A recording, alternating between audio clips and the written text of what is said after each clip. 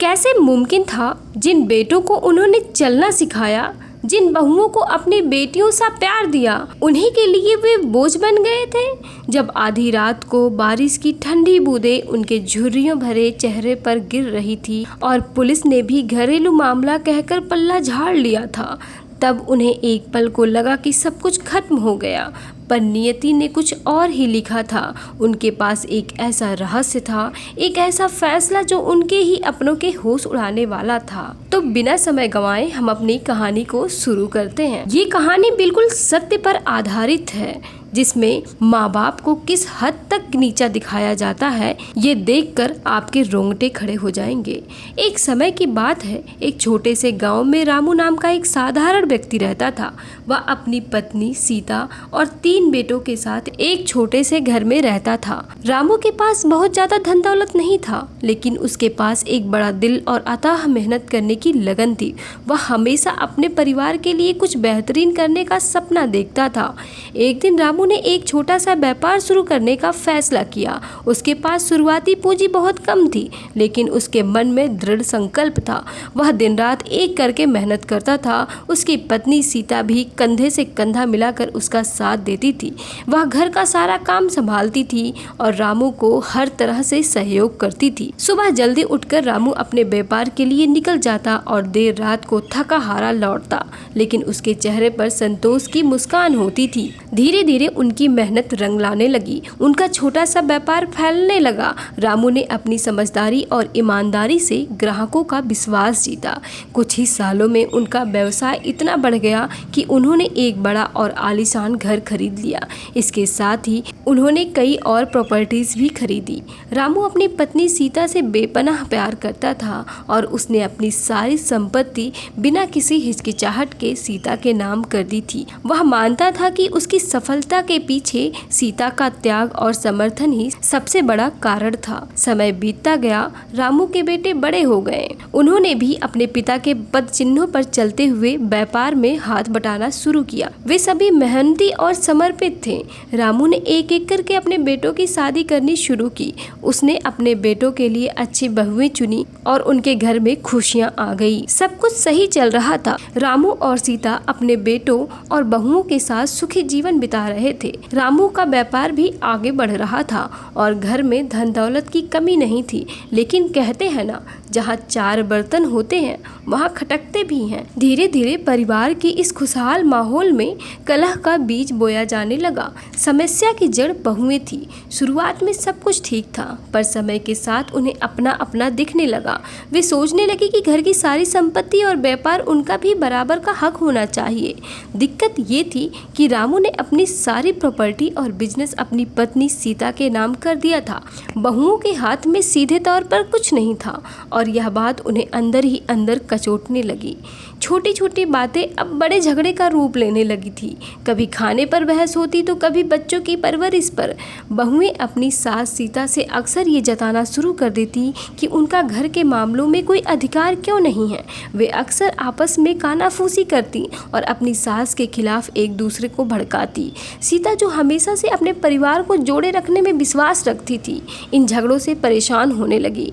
उन्हें समझ नहीं आ रहा था कि उनके बच्चे और बहुओं को क्या हो गया है। रामू भी अपने घर में बढ़ते तनाव को महसूस करने लगा था।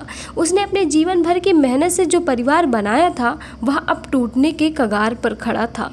शांति और प्रेम की जगह अब घर में तर्क वितर्क होने लगा था। बहुओं की यह कलह धीरे धीरे बेटों के मन में भी जहर घोलने लगी। उन्हें भी यह बात खलने लगी थी कि सारी संपत्ति और व्यापार उसकी माँ के नाम पर है। वे सोचने लगे, हम इतनी मेहनत करते हैं, व्यापार को चलाते हैं, लेकिन असली मालिक तो माँ है, हमारे हाथ में कुछ भी नहीं। बहुओं की लगातार शिकायत और उनकी भड़काऊ बातें बेटों के मन में भी असंतोष पैदा कर चुकी थी।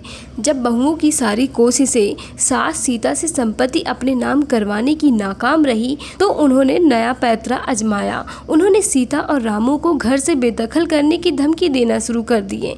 पहले मीठे बोलों से काम नहीं बना तो अब सीधे सीधे उन्हें परेशान करना शुरू कर दिया। सबसे पहले तो उन्होंने रामू और सीता को खाना देना बंद कर दिया।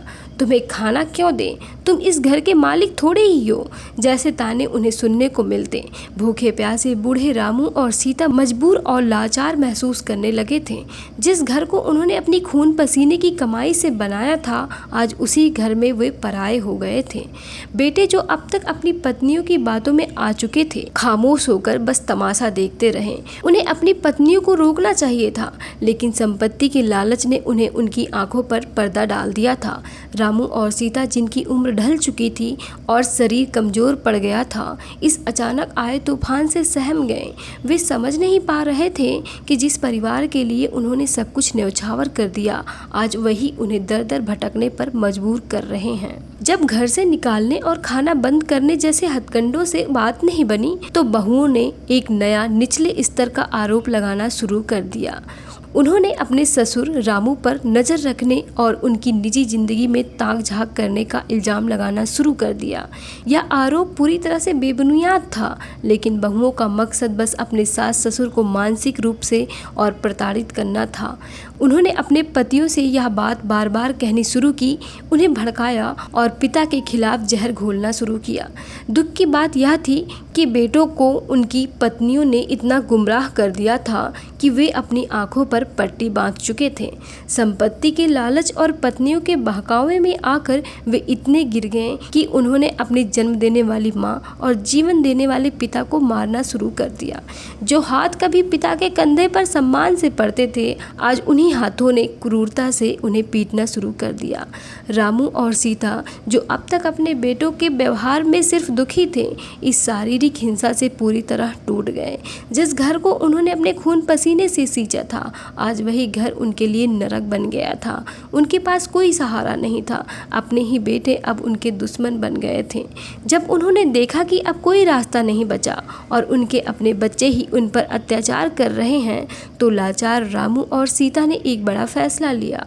उन्होंने अपनी बची कुची हिम्मत जुटाई और पुलिस स्टेशन जाने की तैयारी कर ली। उन्हें उम्मीद थी कि शायद कानून ही उन्हें इस अन्याय से मुक्ति दिला पाएगा और उन्हें अपने जीवन में अंतिम पड़ाव में थोड़ी शांति मिल पाएगी। जब रामू और सीता उम्मीद की आखिरी किरण लेकर पुलिस स्टेशन पहुंचे, तो उन्हें वहां भी निराशा ही हाथ लगी। उन्होंने रो रो कर अपनी आपबीती सुनाई, बेटों और बहुओं द्वारा की जा रही मारपीट और प्रताड़ना के बारे में बताया, लेकिन पुलिस वालों ने उनकी बात को घरेलू मामला कहकर टाल दिया और केस लिखने से मना कर दिया। उनकी दलील थी कि यह परिवार का अंदरूनी मामला है और वे इसमें ज़्यादा हस्तक्षेप नहीं कर सकते। कानून की मदद की उम्मीद भी अब टूट चुकी थी। हताश और बेघर बूढ़े पति पत्नी उसी रात तेज बारिश में भीगते रहे, बिना कुछ खाए पिए सड़कों पर भटकते रहे। उनके पास न सिर छिपाने की जगह थी और न कोई अपना जो उन्हें सहारा दे सके। पूरी रात उन्होंने असहनीय दर्द और अपमान में बिताई। वे हिम्मत करके एक वृद्ध आश्रम पहुँचे। आश्रम के शांत और सात्विक माहौल में उन्हें थोड़ी शांति मिली। उन्होंने आश्रम के मालिक को अपनी सारी कहानी विस्तार से बताई, कैसे उन्होंने दिन रात मेहनत करके समृद्धि हासिल की, कैसे अपनी सारी संपत्ति अपने पत्नी के नाम की और कैसे अंत में उनके अपने ही बच्चों ने उन्हें घर से बेदखल कर दिया। आश्रम के मालिक उनकी व्यथा ध्यान से सुनी और उन्हें दिलासा दिलाया। रामू और सीता ने वहाँ एक बड़ा फैसला लिया। उन्होंने अपनी सारी संपत्ति जो उन्होंने अपने बच्चों के लिए जोड़ी थी, वृद्ध आश्रम के नाम करने का निर्णय किया।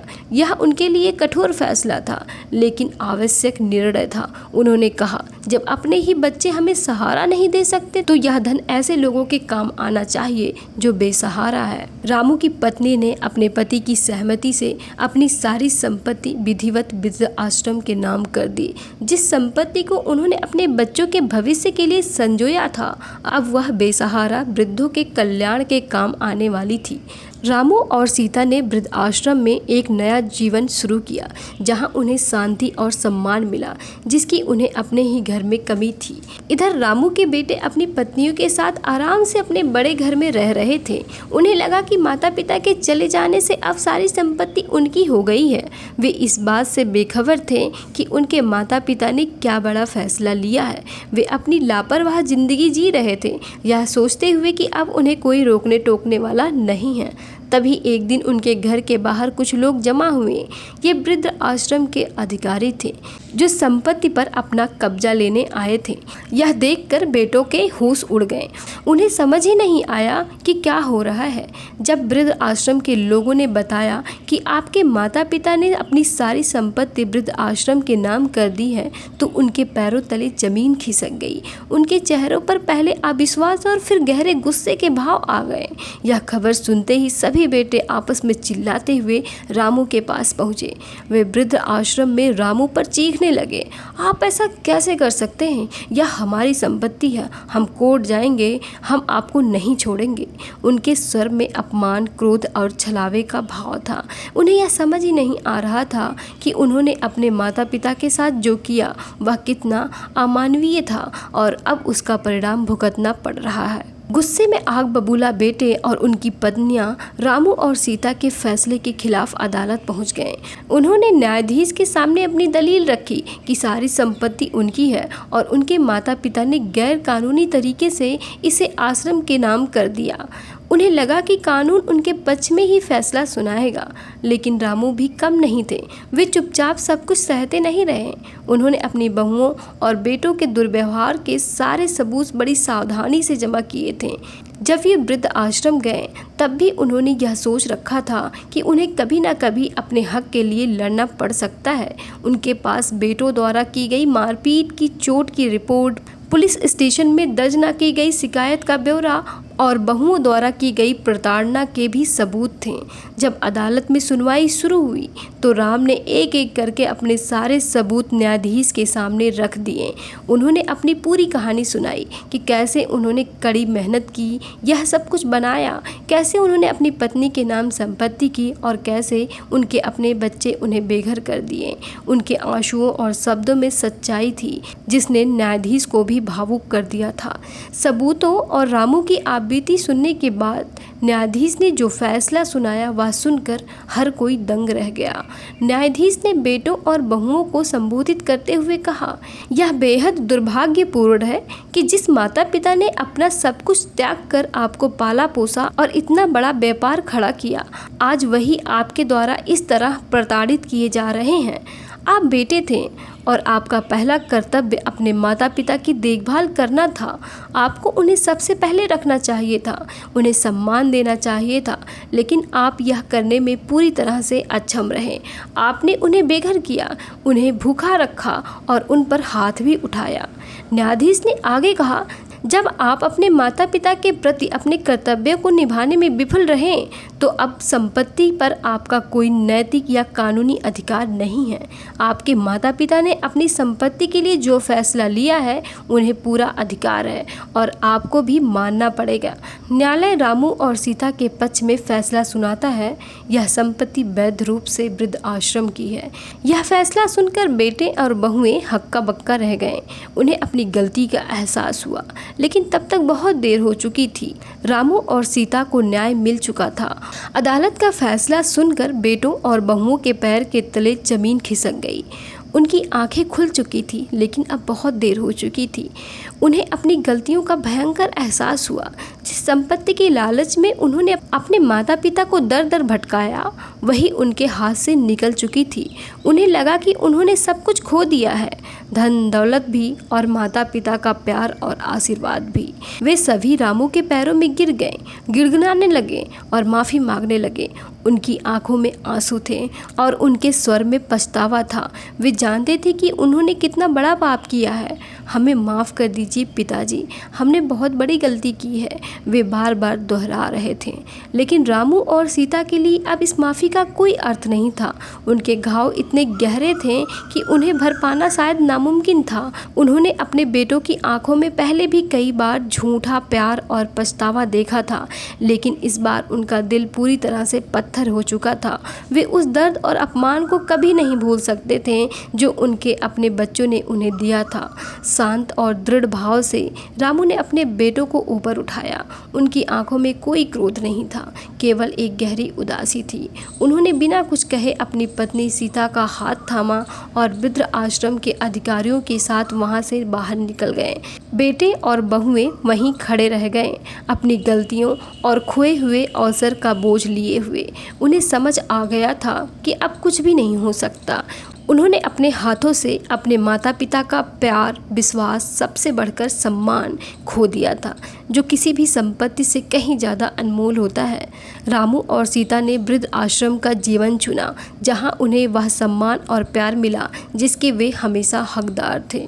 माता पिता का सम्मान सबसे सर्वोपरि होता है। यह कहानी हमें सिखाती है कि माता पिता का सम्मान और उनकी देखभाल हमारा सबसे पहला कर्तव्य है।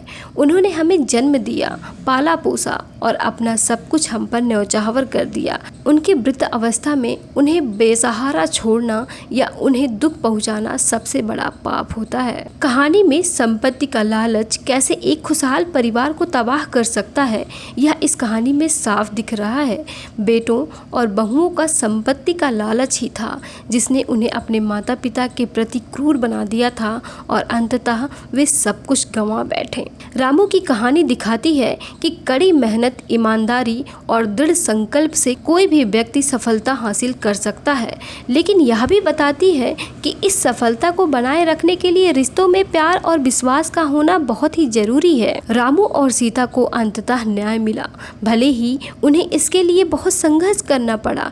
यह हमें सिखाता है कि अन्याय के खिलाफ आवाज उठानी चाहिए और सही के लिए लड़ना चाहिए।